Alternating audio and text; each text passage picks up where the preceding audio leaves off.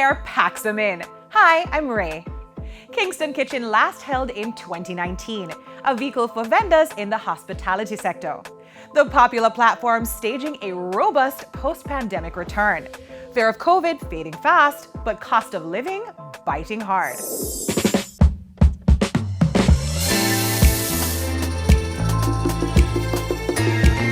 The return of Kingston Kitchen, the popular food fair drawing a capacity crowd at Hope Gardens.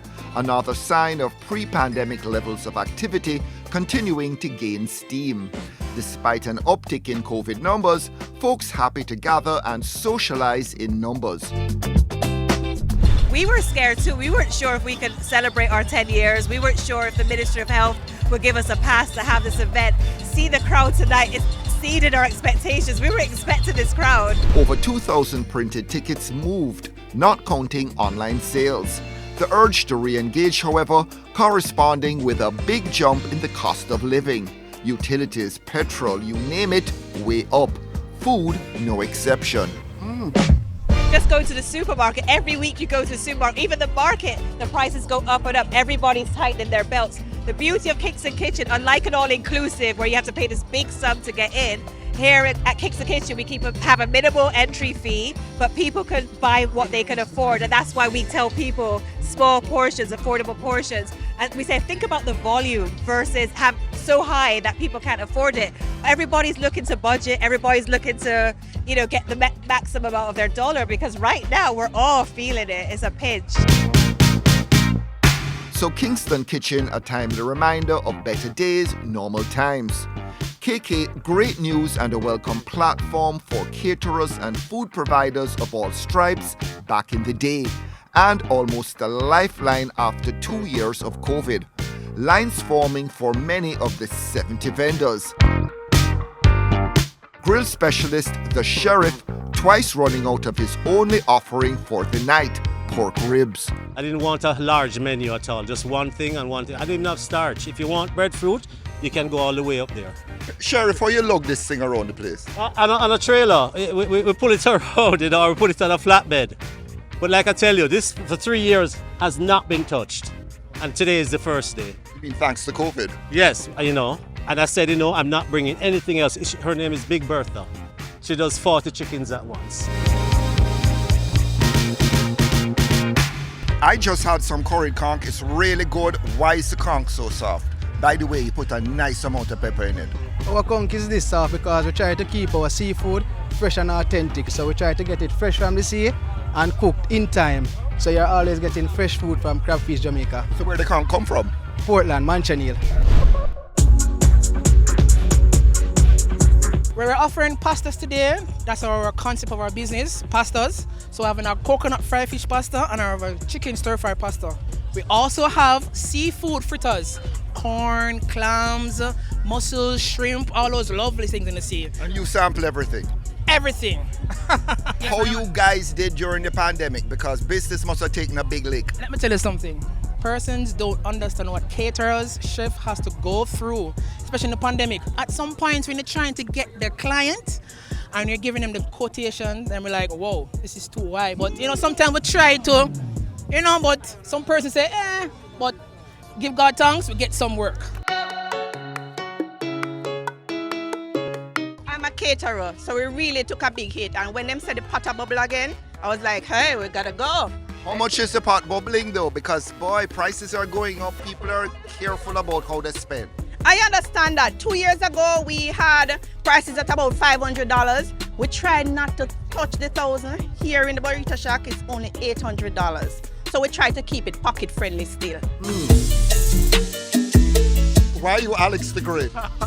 Well, because just great food. People always give me that review and just great character, great personality. So I really specialize in modernizing Jamaican food. So tonight I have Jamaican rice bowl. Similar to the Japanese rice bowl, but it's with Jamaican condiments. We have jerk chicken, melon, barbecue pigtail, and also curry goat. Part of being Alex the Great, you have to be adaptable. So I moved to private dining where I started to go to person's home and do small caterings and, one cocoa full basket. So So Forkful is a fusion of like my favorite dishes, things I've tried, things I haven't tried. It's new menus every Friday. I cook on Fridays and deliver foods. And today we have a build your own pasta station. Pasta is probably my #1 selling dish. And we also have pork belly tostones. Those have been selling really well. Since 2020, prices have increased by, I can't tell you the percentage, but the amount, at least $600. Customers aren't complaining because it's quality over quantity, so, and I have quality over here. This is Alice Lemonade Stand for Kids, and it was founded by my 13-year-old daughter when she was 7 years old. And all proceeds go to children who are in need. We have a summer initiative coming up this summer where we're helping grade 7 and 8 students who fell behind in the pandemic in a literacy and a numeracy program. So all proceeds from today will be going towards funding that particular initiative.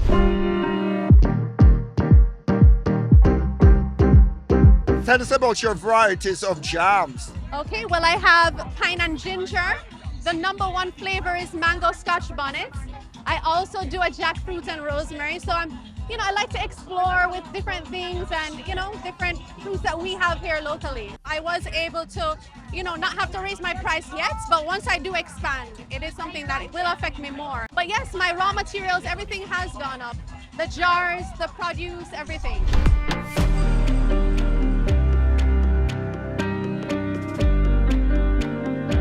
How were you guys affected by the pandemic? Was it really bad? Yeah, really bad because we do our breakfast in the morning and people who usually come, they walk by traffic, working from home, WFH. How are the price increases affecting you? If you saw our last post, you'd see it say, make oxtail cheap again.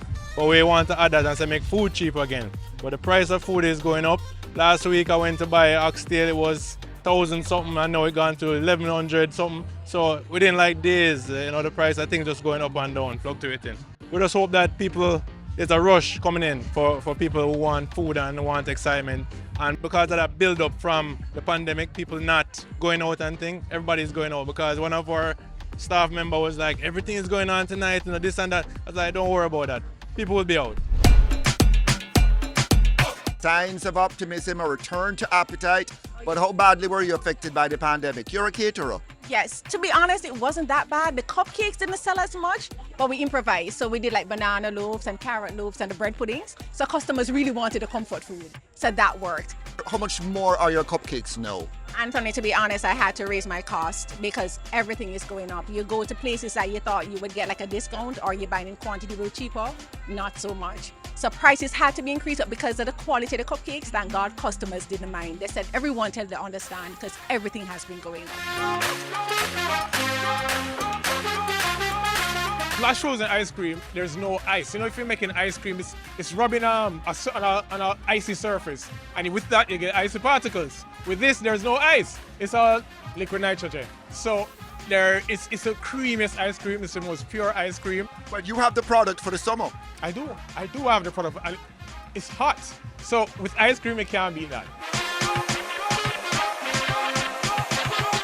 It's a fantastic event and it's so good to see everyone out in Jamaica, in Kingston, having a fantastic time. This is the first big event that's come out of the pandemic. And it's just great to be here to see all these people, all different ages, everyone spending money and behaving themselves. It's great. Yeah, and they're scarfing down pasta and ice cream, but they're also having natural juices, which is good news for you.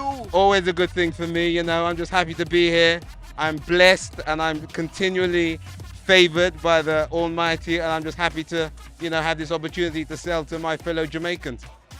What's the thirst quencher tonight? Of course, and you always add a little white rum. Exactly. So we've got cane juice, ginger lime, steel drops. That is the signature cocktail. We do that with some Clarendon cane. We add some lovely, alkaline-based lime, and we just put that ginger in. Really powerful shot of, white rum or even dark rum, and it makes for a very good throat sanitizer. Cold press is the way to go. Always the way to go, Anthony. Robust sales and a big turnout at Kingston Kitchen, but tough times ahead for the hospitality trade as prices trend higher. And it's going to be challenging because it's hard to keep cost control when the prices keep fluctuating.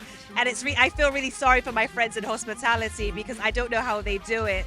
You know, and I think a venue like this gives them an opportunity to make a quick sale. Those worried about September school fees, for example, some of them have said to me, Jacqui, we're using Kingston Kitchen to put some money aside for September because we don't know what August will even bring. We're in July now, but next month, I mean, it's... Well, you should have told the sheriff to bring more pork because he ran out and he could have cleaned up, but he always runs out. I know, I don't know why. He should have known. He should have faith in us. All done. Right now, just for this match, we have more coming.